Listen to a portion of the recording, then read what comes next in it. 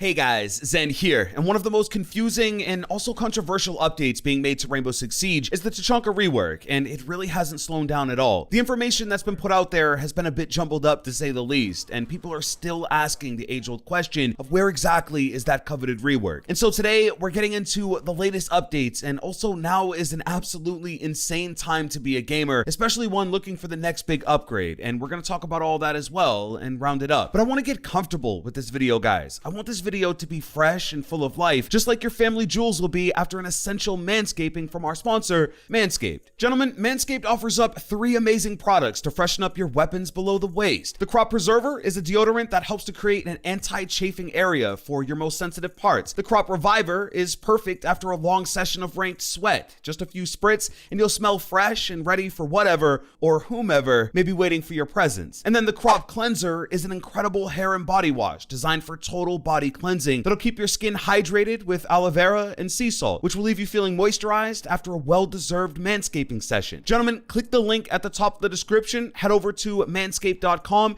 and use code ZEN20 to get 20% off all of these amazing products. And remember that you can get a bundle with both the Reviver and the Preserver included in the Perfect Package 3.0, which also includes Manscaped's flagship trimmer. Guys, Manscaped has the perfect tools for those family jewels, and so head below to find out more, and thanks to them for sponsoring this video. Now, recently a post went up on the forums and a user asked, where is the Tachanka Rework? As you could imagine, this is obviously a very common thread throughout the internet, but a Ubisoft support moderator replied and said that the rework would make its way to Rainbow Six Siege during Operation Shadow Legacy in Year 5 Season 3. As soon as this reply went out, it started to get a lot of buzz, and the speculation that we could see the Tachanka Rework at least sooner than the end of the year began to build up the hype. But shortly after, the reply was actually quickly edited and said that the rework would appear at some point in Year 5, and so this is where a lot of the confusion has begun to rear its ugly head. Now, I've gotten a lot of questions about this, and my personal belief is that Ubisoft just isn't sure on exactly when they want to launch this thing. It's no secret that when the Tachanka Rework does actually launch, it's going to make headlines, and a lot of those Year 1 and early veterans that maybe took a break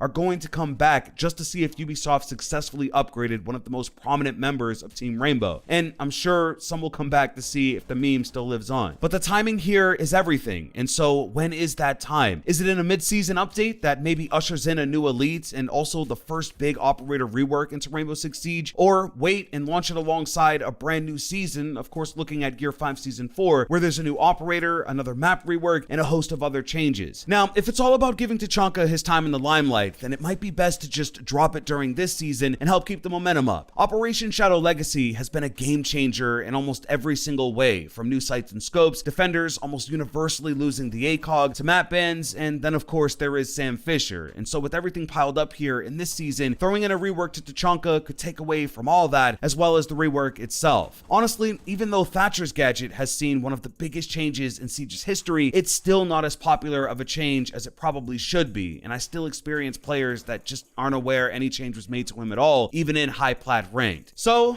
yeah, I think a mid-season reinforcement patch that includes a rework to Tachanka kind of after the dust has settled and the devs want to kick up more steam makes a lot of sense. Now, waiting for the last season here would be interesting because we are getting a brand new defender, and so technically speaking, there would be 2 new options for defense when you include Tachanka, and so it could be a great opportunity, but it could also be too much to take on from a balancing perspective, and I get that. But of course, let's be totally transparent. This is a forum moderator, and even though we appreciate the effort, I mean, he is trying to offer up some value, they don't always have the answers, especially on matters this big, and so I'd say read into this with a grain of salt. Next up is the PlayStation 5, because over the last week, it has absolutely annihilated the internet. So Sony has finally revealed the official price point for the PS5, and for the standard console, it'll cost $499, and then for the all-digital version, it'll cost $399, with the only real difference being the built-in Ultra HD Blu-ray drive of the standard console. Now, honestly, this is a fair price point for a next-generation console that has built-in ray tracing and 3D audio, and if you're someone interested in picking one up, I do recommend the upgrade. But getting your hands on one is where things get sticky, because previously Sony mentioned that everyone would be aware, like ahead of time in advance, of exactly when pre-orders would be available, so you could secure your system with your retailer. They even allowed loyal PlayStation fans to sign up and receive priority for when they'd be able to pre-order the console, but ultimately, they never did any of this. Shortly after the Experience event, like within a few hours, the pre-orders started to go live, and every single retailer sold out within minutes. The loyal fans fans never got an email, there was never an announcement that they'd be opening up pre-orders, and so those that were basically tuned out just didn't manage to get their hands on one, and as of now, the F5 key is taking a beating because that's really the only way to be fast enough to get a PlayStation 5 for yourself. Now, recently, there have been some reports that Sony's special invites to pre-order are being sent out, and so keep checking your email for a chance to get your new system for launch. But there is a theory to this madness that actually makes sense when you look over to what ended up happening with Nvidia and their new RTX 3080. Stay with me here. So on the opposite end, Nvidia did announce when the cards would release, and most of the retailers did let customers know the exact time that the shops would open up so you could order one. But when they did this, it allowed for scalpers and resellers to set up their bots and basically flood the stores with orders to the point where there were no actual human beings buying this card. Nearly every RTX 3080, especially the ones with limited supply like the Founders card,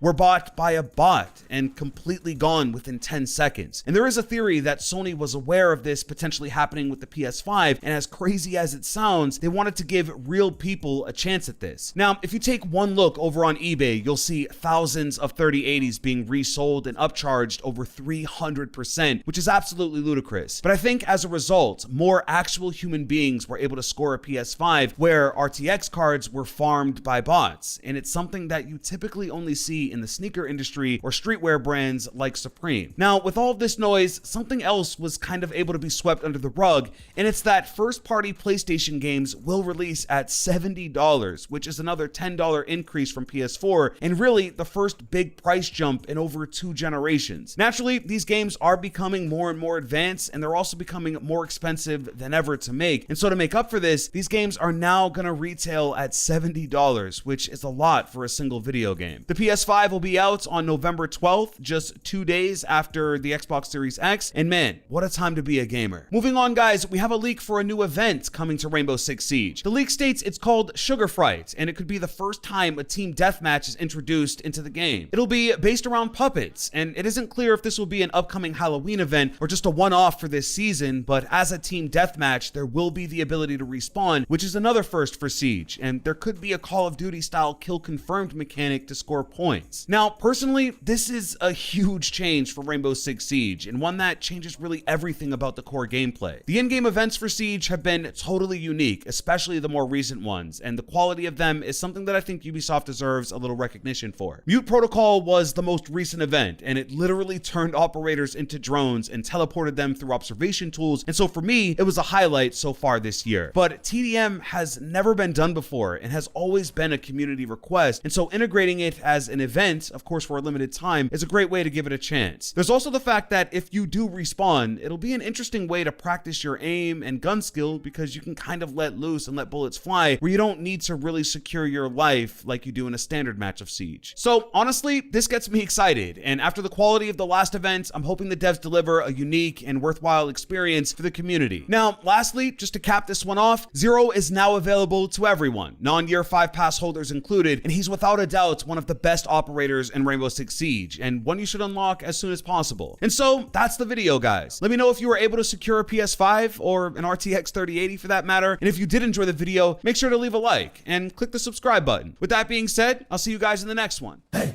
I'm out.